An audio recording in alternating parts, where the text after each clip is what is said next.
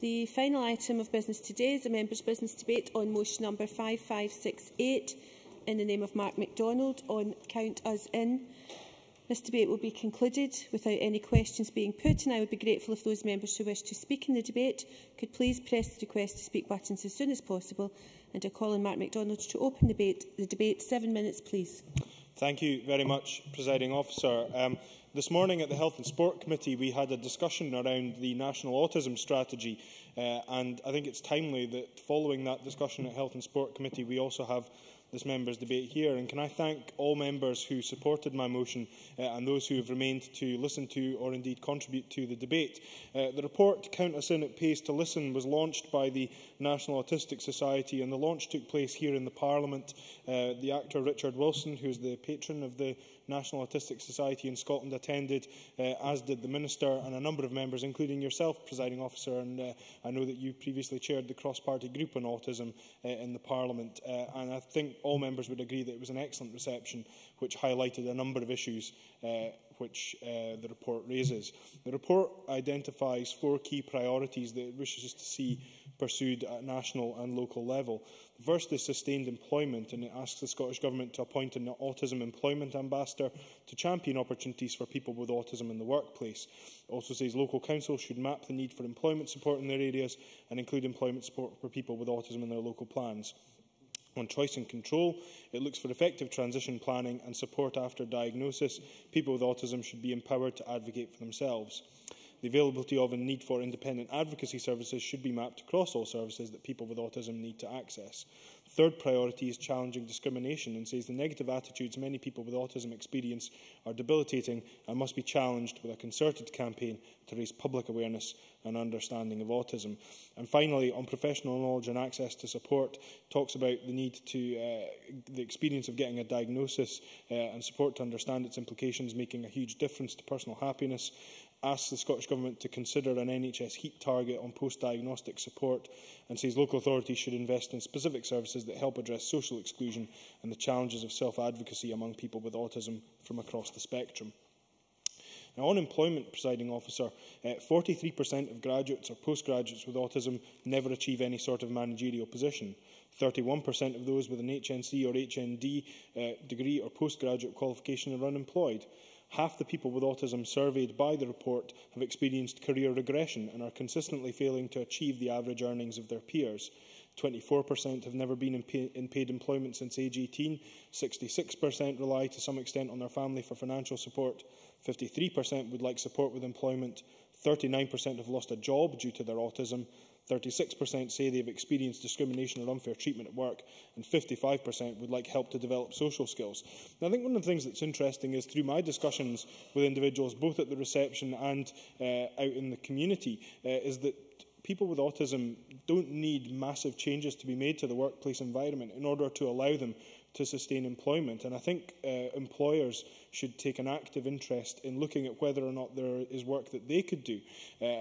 I raised a question at corporate body question time around accreditation for visitors to this Parliament, and I've spoken to representatives of NAS locally about whether it's worth looking at whether there could be some form of accreditation or kite mark indeed for employers to achieve, which would demonstrate that they were an autism-friendly workplace, not just in a customer-facing fashion, but also for those who are employed there. And at the reception, we heard from Michael Clarkson, a gentleman with Asperger's syndrome, who spoke of his experiences and his difficulties in finding a suitable job. And one of the interesting things was when Michael talked about his passion, his hobby of cricket scoring and the achievements he has managed as a cricket scorer to be a member of the ICC European Scorers Panel. It demonstrates the talents that exist within people with autism and Asperger's syndrome, which could be utilised within the employment workplace were employers to take a more sensitive approach. On choice and control, 91% would like more say over the support they receive. 66% have not made use of an advocacy service.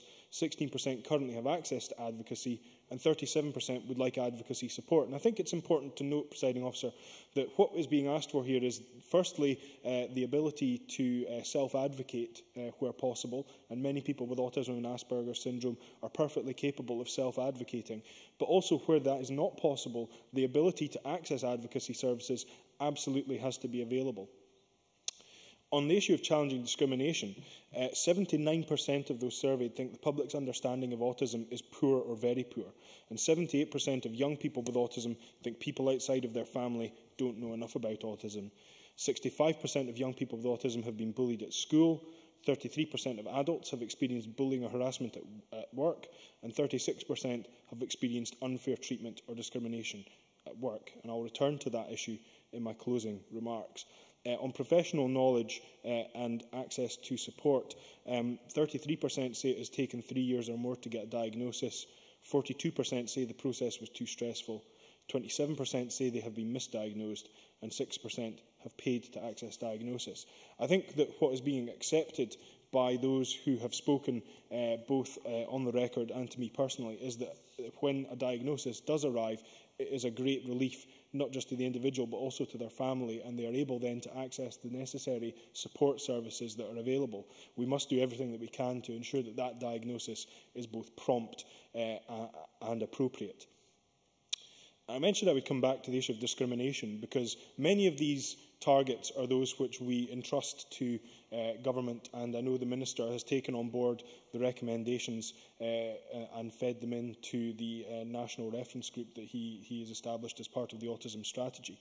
But there is one which doesn't just fall on the shoulders of government but falls on the shoulders of all of us, and that is the issue around challenging discrimination. I was very privileged to be able to speak at the recent Aberdeenshire conference on autism, and I spoke there about the issue about addressing the challenges, the societal perceptions that exist, and the duties that we all have.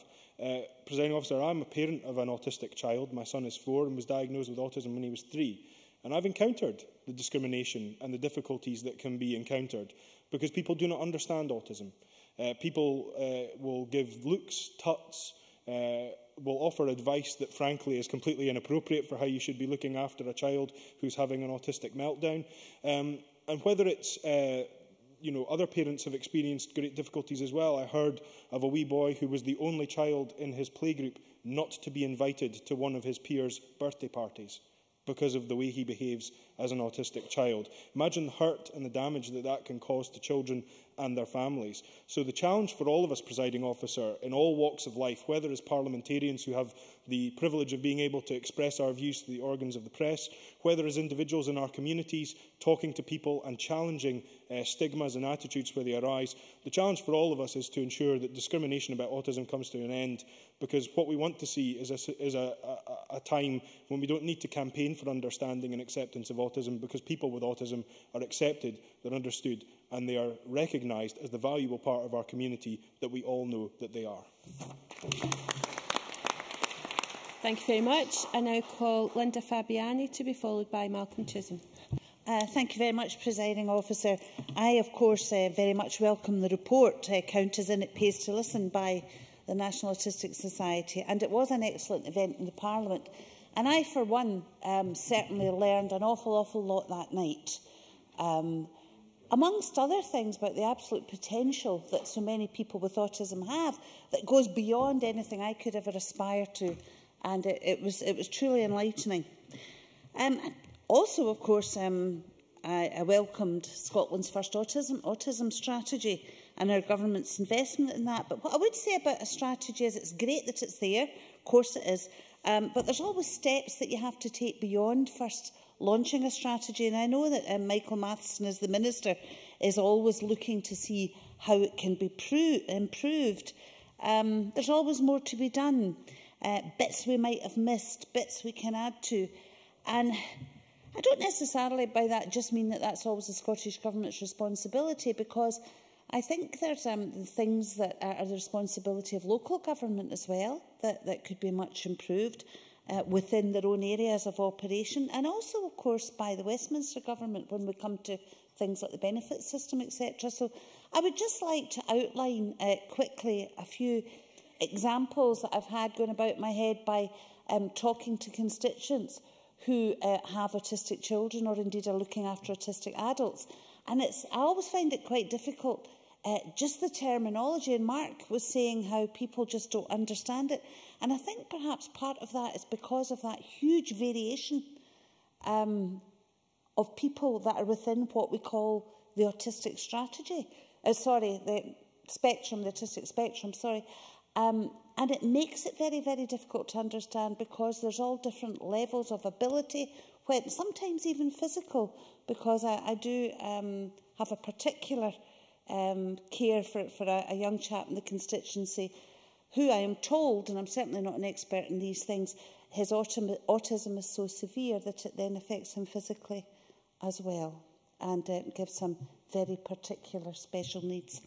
So a couple of things, going from experience. One thing that I find at local authority level is very often services aren't quite matched up. For example, I know one family where there is quite a severely autistic child, needs a high level of looking after, and mum, who's looking after him, also has a responsibility for her mother, who is suffering from dementia. And she finds, yes, she can get support to help with her mum, and yes, she can get support to help with her wee lad, but she can never get them at the same time. So as a result, Katrina never gets any time on her own, because the day she's getting some respite care for her lad, she's looking after her mum, and vice versa. And there just doesn't seem to be any way to bring these services together to try and give her a break every now and then. Meanwhile, our husband's working every hour possible to try and give his family as good a life as possible. So sometimes, if there was someone who could sit down with a family and look at all their needs in the round, it might make things a bit easier. Also, things like that transition from childhood to adulthood. A really interesting discussion I had lately with some people of varying needs. Some were autistic, actually, and some had different needs physically. But this was a group of young people who had gone through school together, a very wonderful Sanderson School in East Kilbride. All of a sudden, they're leaving school. They don't have a youth club to go to anymore either. And there's nowhere where they can meet and feel very comfortable in their routine and keep their friends. And there's nothing there to help them. Thankfully, in this case, parents are getting together and providing something. And we're trying to help with that as far as possible. But again, that isolation. The final thing I would like to say about that transition is the way that funding and benefits just cut off from that transition from childhood into adulthood. Again, I will quote another family, and I'll just say very quickly, Anthony, who has very, very severe needs, needs the same level of care from mum at 18 as he did at 8. And her income has been cut for all sorts of reasons that I won't go into, by up to about £500 a month. Difficult, difficult times, and we ought to be doing an awful lot more from every agency that is able to do so. Thank you. Can I remind members, I should have said it at the beginning in the members' debate, speeches of 4 minutes, please. Malcolm Chisholm, to be followed by David Torrance. Presiding Officer, I congratulate Mark MacDonald on bringing this important subject to the Chamber and giving us the chance to recognise the great work of the National Autistic Society Scotland, as well as, of course, to enhance our understanding of this issue, in which clearly he has a great deal of experience because of family circumstances. The most crucial point of the report, Count Us In, It Pays to Listen, is that the experience and advice of those who live with autism should be listened to and used to produce more effective services. And clearly that has general reference to many other services as well. I suppose it's what we used to call co-productionism. I don't know if that term is still used, but I know that the Scottish Government is supporting that in various ways, and I'm pleased that they today said that they would promote or endorse the Patient Opinion website, which is another way, of course, of listening to the views of people using services. This report highlights that the lifetime cost of providing support for people with autism range from £3.1 million to £4.6 million. Working closely with service users not only allows a greater amount of control to the individual, but also saves costs in the long term. What's more, an overwhelming majority of respondents to the report survey desired the switch to greater control.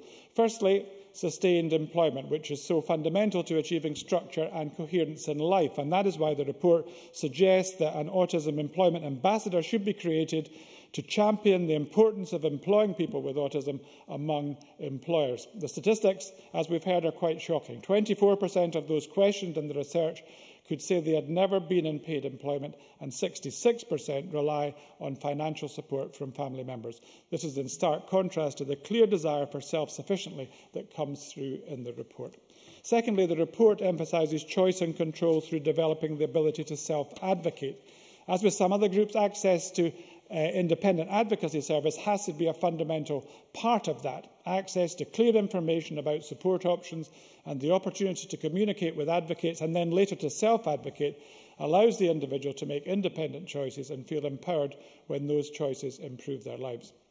For any targeted approach to autism services to work, it is necessary to challenge the discrimination that many face in their daily life. And the third aspect of the report addresses the barriers faced in the workplace, in the process of accessing services and in the educational environment. Many believe that achieving a wider and more thorough understanding of autism in the general community is vital if these barriers are to be overcome, and I certainly take that view. The report suggests that a nationwide campaign to raise awareness is essential if autistic people are to feel able to integrate into various social situations and work situations without being victimised or misunderstood. Finally, we must ensure that timely diagnosis is possible through increasing professional knowledge of the key signs of the condition. It is vital that autistic people feel able to trust and confide in service providers, and increasing understanding of symptoms is a key starting point for this. And clearly, a correct diagnosis is the precondition of the appropriate post-diagnostic support that is advocated in this report. A wonderful charity based in my own constituency, Mindroom, which I visited quite recently, highlights that there are at least 5 children with some form of learning disability in every classroom across Scotland, and that the characteristics associated with autism are apparent most often before the age of 3. Education of our professional community must not end with GPs and healthcare workers, but must extend to our teachers and our nursery staff. A confident and empowered adult stems from a self-assured and supported child. And in recognising this, let us look to continuously improve support for people of all ages as we implement the National Autism Strategy. I'm pleased to join Mark MacDonald in commending the report, the work done to date and the motion. Thank you very much. Before I call the next member, can I ask members in the chamber to be courteous to those speakers who have stayed for tonight's debate and not to chat through their speeches? David Torrance, to be followed by Nanette Milne. Thank you, Presiding Officer. I would also like to thank Mark MacDonald for bringing this motion to Parliament and allowing us to debate the report. Count us in, it pays to listen. Like many members in the Chamber today, we've had to deal with constituents with family members who have been diagnosed with autism, all of whom are looking for additional support and in many cases struggling to get any form of support at all. Having no prior knowledge of local voluntary support groups in their local area, they are seeking guidance to help them provide best possible care for their loved ones. This is why we have to welcome the Scottish Government's investment of £13.4 million over the next 4 years, which will hopefully help improve the situation for adults and children with autism by providing the means for agencies to help implement appropriate resources and strategies where necessary. It will also help families who are, although dedicated and committed to looking after their loved ones with autism, are at times under pressure, as are lone parents who often feel isolated and unable to cope. Counting soon, it pays to listen, highlights the challenges facing 50,000 Scots with autism and calls for greater working partnership between government, local authorities and support organisations, which will let them get involved in listening to people with autism and families to bring about a meaningful change which will impact on their quality of life. The national survey carried out shows that 91% want more say over their support, 79% think that the public's understanding of autism is poor or very poor, 69% of adults with autism haven't had an assessment of their needs since turning 18, and 66% feel they do not have enough support. This is why it is important that people with autism and their families are listened to and are allowed to take part in planning future services in which it can highlight the conditions they have to deal with on a daily basis, and that their recommendations should be taken into account. The 4 main areas in the report, sustained employment, choice of control, challenging discrimination, professional knowledge and access to support, all show that need for greater partnership working together to provide services needed and wanted by people with autism and their families in order to provide appropriate support. The continued theme running through the report would seem to indicate a lack of understanding by service providers, employers, and also a lack of training in the health service to facilitate quicker recognition of signs of autism and implementation of practices needed to provide adequate support to these individuals. Research shows that 7% of respondents saying that they have been misdiagnosed and 23% saying it had taken 3 years to get diagnosed, which only equates to stressful times for individuals and their families. Presiding Officer, I had the privilege on several occasions on visiting the new outreach base in Kirkcaldy, which was opened in 2011. This was suggested by parents and users who thought there was a need in the Kirkcaldy area. The staff and volunteers have to be congratulated on providing services designed to the needs of those using the services. It offers social areas, a wide variety of activities such as food preparation, menu planning, budgeting, artwork, music therapy and IT access, all designed to follow the individual support plan. In conclusion, I would like once again to thank the National Autistic Society of Scotland for their excellent report and Count Us In, It Pays to Listen, for highlighting the experiences and the difficulties that people with autism and their families have in accessing a range of appropriate services. This report also highlights the lack of understanding in many sectors of the community of the needs of those with autism, needs which, if addressed, would help to enhance their quality of life. More importantly, however, it is essential to engage with and listen to people and families dealing with autism on a daily basis and how it affects their lives in order to provide them with the future they deserve.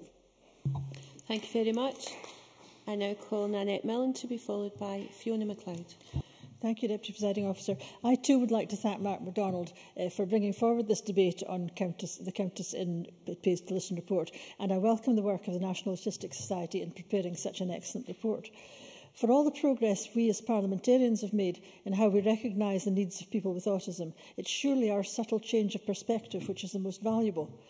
Across the Chamber, we've become positive, perhaps even optimistic, about the potential of autistic people to live an independent life, based around a respect for their different outlook and a recognition of the support which they require. It's worth taking a little time to reflect on this cultural shift, because taken beyond autism, it's a belief about the centrality of the individual. And I think it's the same approach which has inspired work in this Parliament on self-directed support and even more broadly in the personalisation of public services. We also now clearly acknowledge the enormous variation in the symptoms of autism between individuals, an important basis for a greater understanding of the condition. We're no longer trying to shoehorn autistic people into our own standard of normality, or even worse, the invidious practice of mass institutionalisation or segregation from society. But we shouldn't forget that it wasn't always so. And in many countries across the world, even developed ones, approaches which we here have relegated to the past are still accepted. Living an independent life is not always going to be possible for every person with autism, but there's little doubt that there are improvements which can be made, and independent living will certainly be one of the barometers against which government policy in this area is measured. The current number of people with ASD in employment is one part of the mix which can be looked at, and I'm attracted by the proposals for an autism employment ambassador. The barriers to employment mentioned in the report are particularly striking, with over a third of participants clearly identifying inequitable treatment in the workplace, in addition to the other challenges that they may face. It isn't difficult to see how a person's self-esteem can drop or feelings of isolation increase, driving them away from employment. I'm pleased that the National Autistic Society encourages us that there can be real policy-driven change in this area. We can take heart from how much difference national approaches have made in education for people with autism in a relatively short time. A modern, recognisable understanding of the needs of young people with autism only crystallised in the 1970s. Countries such as Sweden, which have adapted their approaches accordingly, have seen high levels of autistic children who are educated in a school environment. In others, however, autistic children still do not have the support to meet their school and educational needs. And whilst in Scotland there has been significant progress in the early diagnosis and support for children with autism, many adults on the spectrum, and we heard this morning there are many adults on the spectrum who remain undiagnosed and without the help and support they need. A successful outcome for people with autism, whether children or adults, will be underpinned by how effectively support is provided. What we stand to gain will be measured in improvements to quality of life, but can also be analysed in terms of economics, what has been called the Invest to Save agenda. Much has been written about the possible advantages of microsegmentation of the autistic population, recognising and adapting to the different categories and ability and challenges which are part of this very individual condition. There's a great deal of promise in this method of tailoring services and the possibility of driving forward the personalisation agenda in this way. There's still much to do to demonstrate the practicalities of greater implementation of this approach, and it's welcome that the ASD reference group has taken this research forward seriously. What we must work towards, Presiding Officer, is bringing together both changed attitudes and improved, better directed support across all levels of public service, identifying the particular needs brought about by the individual challenges which autism presents. The report we're discussing this evening is a very useful contribution to the debate, and I congratulate Mark MacDonald in bringing it before us. Thank you very much. And I now call Fiona MacLeod. Thank you, Presiding Officer. Can I add my thanks and congratulations to Mark MacDonald for securing this debate this evening. In looking at the Count Us In report that we're talking about tonight, I wanted to pick up on two aspects, which was partnership working and challenging negative attitudes. And I wanted to try and marry them to the National Autism Strategy that the Government produced, 18 months ago, I think now. And my remarks will be very much based on the Asperger's end of the spectrum, because that is one that I know quite a lot about. But before I go on, can I just say that the parliamentary reception that Mark MacDonald hosted, that he referred to in his speech, I thought was an absolutely affirming reception to attend. I met some young men there with Asperger's who were there. Most of the young men in their 20s that I know with Asperger's would find it very difficult to get out and come to an intimidating place like that. So it was really interesting to meet these young folk and hear that the support that the National Autistic Society was giving them. A couple of the young men were constituents of mine, and their parents were there as well. And to hear from the parents about the support that the National Autistic Society had given these young men to take them through school, through that transition to being young men in their 20s who now, as a group, go out to the pictures, come to the Parliament on the train. And I think it's important to say this, because I think if folk don't understand what autism can do to you, is they don't understand how isolating it can be for individuals on the autistic spectrum. So I'm really pleased that when we're talking about partnership working that you see in the National Autism Strategy, that the third strand, that one of the goals is to work towards meaningful partnerships. And I think that is so important. I think meaningful partnerships are also important in challenging negative attitudes. And Count Us In have made a big thing about this and talking about ensuring that we challenge negative attitudes in the public. And Mark MacDonald referred to, the autism meltdown in the supermarket. Any toddler meltdown's awful, but that one's worse than most. But I think it's also important that we challenge negative attitudes amongst our services, and that's why I think partnership working will perhaps lead towards that. Because I can remember a way back when a 2-year-old with Asperger's, undiagnosed, was told by his nursery teachers, and his parents were also told by his nursery teachers, that he was a rude boy. A 2-year-old. Now, for any 2-year-old to be labelled as rude, I think tells you something about, the people that were working with that child. But for one with autism, that is fundamental. It should have been a trigger to make professionals say, wait a wee minute, what's going on here, and should we investigate further? So I am sure 20 years on from those nursery teachers, things are a lot better, but I'm sure that with partnership working, we can challenge negative attitudes within professions as well. And turning to the National Autism Strategy, I see that in the second strand, that goal number 4 is that people with autism should be met with recognition and understanding. And in concluding, Presiding Officer, I have to say that I don't think this can come quick enough, because I don't want to bring too much dissent in. I don't think this is dissent, actually, but it can't come quick enough, because people on the autistic spectrum who are going to be faced through the welfare changes with reassessments from incapacity benefit and DLA by a computer-driven system run by Atos are going to find it incredibly difficult to have their needs understood. So can I finish by congratulating Mark MacDonald and thanking him once again. Thank you very much. Can I now invite Michael Matheson to respond to the debate? Minister, you have 7 minutes to do so. Thank you, Presiding Officer. Can I, like others, congratulate Mark MacDonald in securing time for this debate. And given the Chamber the opportunity to consider some of the issues which have been highlighted in the Counters In It Pays to Listen report, which I very much welcome as a publication itself, particularly because of the way in which the National Autistic Society have gone about making sure that they are listening to the views of those with autism in shaping some of the key issues that have been highlighted in this report. And as Mark MacDonald mentioned, I had the opportunity to attend the parliamentary reception, and like Fiona MacLeod, I found it a very affirming reception, one where I thought it was a good opportunity not only to highlight the content of this report, but also for those who were involved in helping to shape the report, to engage with elected members and to discuss with them their views and aspirations in going forward. One of the key aspects of this report that I take from the work which the National Autistic Society have undertaken is the way in which they have looked at the whole issue of autism across Scotland, and to look at what quality of life means for individuals with autism and what kind of changes they would like to see.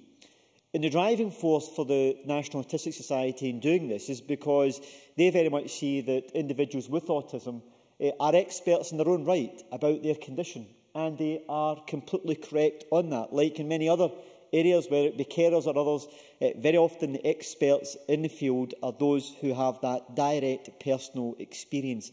And this report creates some of the views and aspirations of those with autism and what they want to see taking place.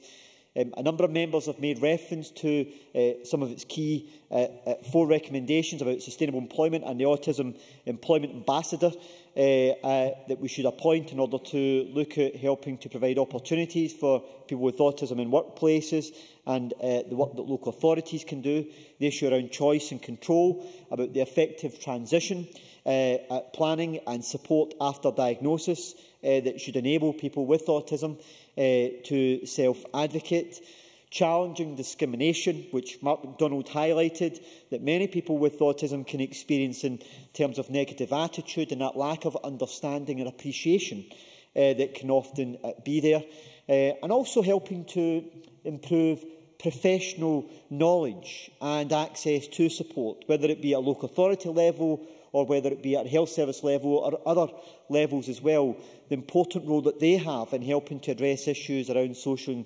exclusion and also helping to challenge issues that may be causing difficulty to individuals with autism and their families and carers. Presiding Officer, as a government, we are very much committed to seeking to improve the lives of people with autism and their families and carers in Scotland. And the Scottish Strategy for Autism was one which I launched in November 2011, which was undertaken in partnership with COSLA. Because if we are to achieve the type of change that I believe is necessary, then the key part of this strategy will be the working together between the statutory sector and the third sector collectively in order to deliver the type of change that is necessary. Because my view is that any strategy, whether it be the autism strategy, the carer strategy, the mental health strategy, if it does not create real change on the ground for individuals with autism, their families and their carers, then the words on the page mean very, very little. And I am determined to make sure that this strategy does deliver that type of real change on the ground that will have an effect on an individual's life in a positive way, and also their carers and their families. And local authorities have an important part to play in delivering that. And the case that Linda Fabiani highlighted, I thought, was a very good example of the need to make sure that services are operating in a joined-up way and in a way that can make sure that it offers those carers the best opportunity to continue with their caring role. But to help deliver some aspects of this strategy, Presiding Officer, I also made an investment of Scottish Government, not my personal investment, but a Scottish Government investment of £13.4 million of funding over the next 4 years. And one part of that is the Autism Development Fund of some £1.5 million per annum, which has been made available to local and national organisations to deliver local services on the ground. and to date some 53 organisations across the country have benefited from that fund.